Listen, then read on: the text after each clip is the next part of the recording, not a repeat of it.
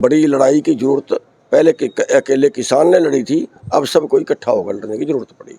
फिर बड़ा आंदोलन, ऐसा आंदोलन करें कि सरकार को मजबूर कर दें हमारी बात मानने के लिए, कि माननी ही पड़े, और या फिर हमें उठा के जेलों में ठोकना पड़े, हमें गोलियां मारनी पड़े, हमें लाठियां मारनी पड़े। आज भिवानी जिले की मीटिंग थी पूरे संगठन की, भारतीय किसान यूनियन चढ़ुन्नी की, और जो मुख्य मुद्दा थे, कुछ तो स्थानीय मुद्दे हैं, उनके बारे तो राकेश जी बताएंगे, हमारा जिला अध्यक्ष हैं। लेकिन जो मुख्य मुद्दे थे आज के टाइम में, जो भारत सरकार अमेरिका के दबाव में उनके आगे जो है नतमस्तक है, और टैरिफ पे बात चल रही है अमेरिका से या और देशों से, और आयात कर कम करने की बात कर रहे हैं, और वो बात देश से छुपा रहे हैं, देश के सामने नहीं रख रहे। हमारे पास जो बातें निकल के आ रही हैं वो ये आ रही हैं कि 10 लाख करोड़ का आयात तो किया जाएगा खदानों का, जिसमें 7 फसलें हैं, सेब है, मीट है, दूध है। अगर 10 लाख करोड़ का माल बाहर से आता है तो इसका मतलब ये है कि हमारे देश का जो उत्पादन है उस सब के रेट डाउन जाएंगे। उदाहरण के तौर पे आज मक्का है, मक्के का एमएसपी तो 2400 है, लेकिन आज मंडी में मक्का 2000 से ऊपर नहीं है, और अगर अमेरिका से और आ जाता है तो फिर इस मक्के का रेट होगा 1500। अभी जैसे आप मानते सरसों है, अभी सरसों का जो मार्केट में बिक रही है, क्योंकि थोड़ी सी सरकार खरीद लेती, बाकी तो मार्केट में बिकती है, मान लिया इस बार 4500 रुपये था।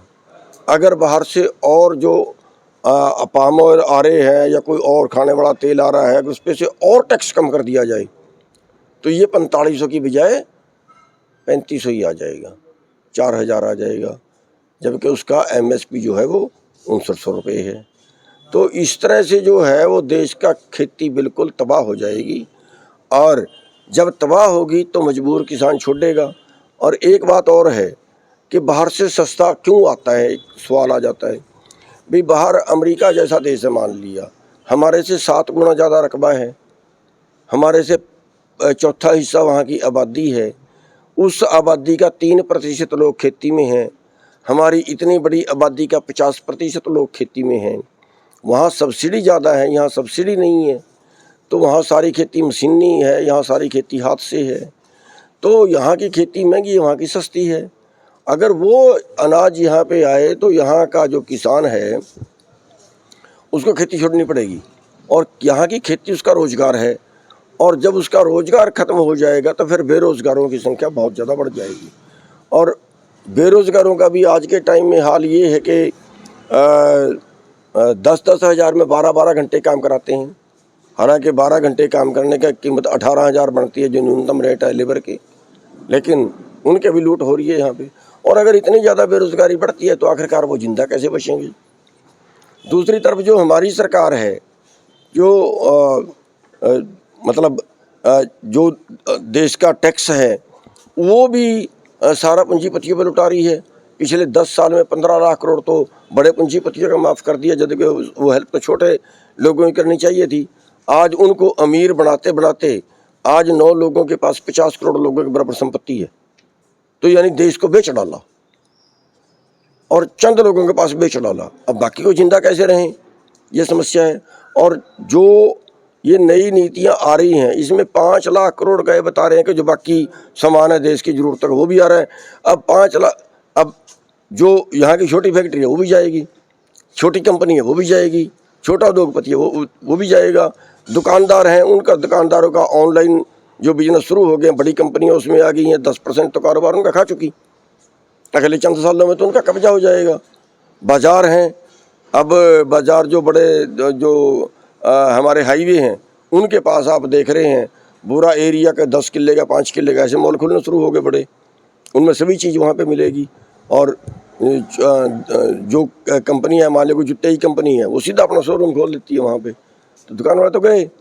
तो यानी इसमें बेरोज़गार भी, किसान भी, आड़ती भी, मजदूर भी, दुकान वाले सब का ऊपर एक नई आफत जो है आने वाली है, पूंजीवाद का कब्जा सबके ऊपर होने वाला। तो क्या लगता है सर किसानों को लेकर के किस तरह की आगामी रूपरेखा रहने वाली है अपनी मांगों को लेकर? देखिए, इसमें जो है हम अभी तैयारी ये कर रहे हैं कि अपने संगठन को बढ़ाने की बात कर रहे हैं। अभी यहाँ जो भी जो ड्यूटियाँ लगाई हैं या जो जगह जगह पे हम मीटिंगें कर रहे हैं कि सबसे पहले जागृति, हमारे लोगों में जागृति आए, फिर संगठन बनाएं, हर गांव में संगठन हो, फिर बड़ा आंदोलन, ऐसा आंदोलन करें कि सरकार को मजबूर कर दें हमारी बात मानने के लिए कि माननी ही पड़े, और या फिर हमें उठा के जेलों में ठोकना पड़े, हमें गोलियां मारनी पड़े, हमें लाठियां मारनी पड़े। पहले भी सर आंदोलन किए गए थे, बावजूद सरकार का रुख वैसा ही रहा, आश्वासन दिए गए हैं, कोई काम नहीं हुआ है। देखिए, नहीं, जो 3 कानून थे वो तो वापिस एक बार उन्होंने कर लिए थे, लेकिन उनको भी जो है वो दूसरे तरीके से भी, जैसे मंडियों वाला है, एक मसौदा सरकार ने भेजा है कि जो बाहर सेलो गोदाम हैं या कोल्ड स्टोर हैं या दूसरे गोदाम हैं उनको मंडी मान लिया जाए, और वहाँ जो सामान बेचेगा उस पर टैक्स नहीं लगेगा, मंडी में बेचेगा तो टैक्स लगेगा। तो ये मंडी को तोड़ने के सीधे सीधे अटैक हो रहे हैं।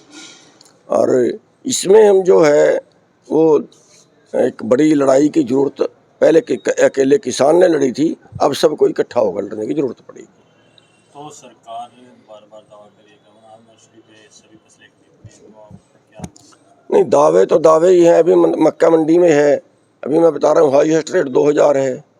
अगर सरकार खरीदती है तो अभी खरीदे, हमारी मंडी में पड़ा है, हमारी दुकान पे पड़ा है, पूरी दुकानों में पड़ा है, भरी पड़ी है मंडियाँ मक्के से, है जी। सरकार ने बिजली के रेटों में भी बढ़ोतरी की है, उसका क्या इफेक्ट? देखिए, जो कि कोई भी जो हमारा खर्चा है बढ़ेंगे तो आर्थिक स्थिति ही खराब होगी हमारी। तो बात करें जुलाई से ट्रेनों का भी किराया बढ़ाने जा रही है सरकार, किस तरह से देखने सर? ट्रेनों का किराया पहले थोड़ा बढ़ गया, पैसेंजर तो बंद ही कर दी, कई गुना बढ़ गया।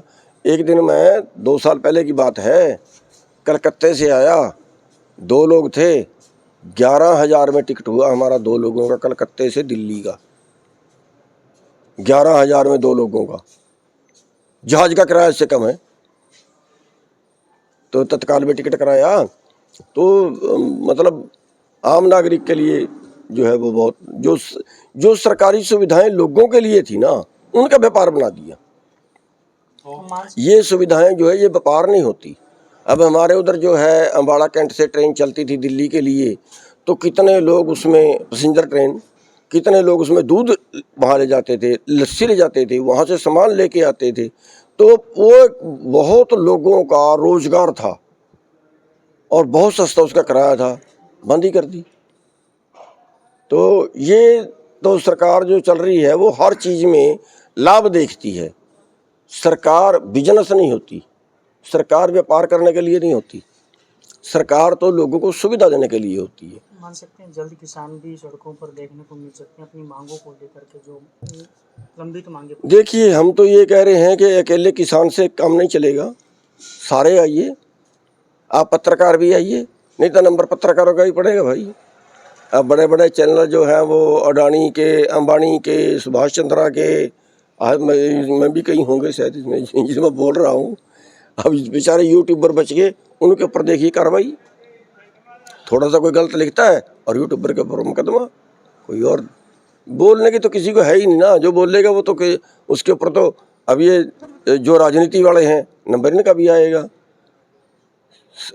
मतलब कितने लोगों की फाइलें तैयार की पड़ी हैं, या तो बीजेपी में शामिल होगा या घर बैठेगा, अगर दूसरी तरफ ची ची करेगा तो कोई ना कोई ईडी कर देगी काम। कल बात करें तो बीजेपी के द्वारा काला दिवस मनाया गया था, उस चीज़ को किस तरह से देख रहे हैं? ये तो पार्टी की एडवर्टाइजमेंटें हैं, किसी ना किसी तरीके से करती रहती हैं।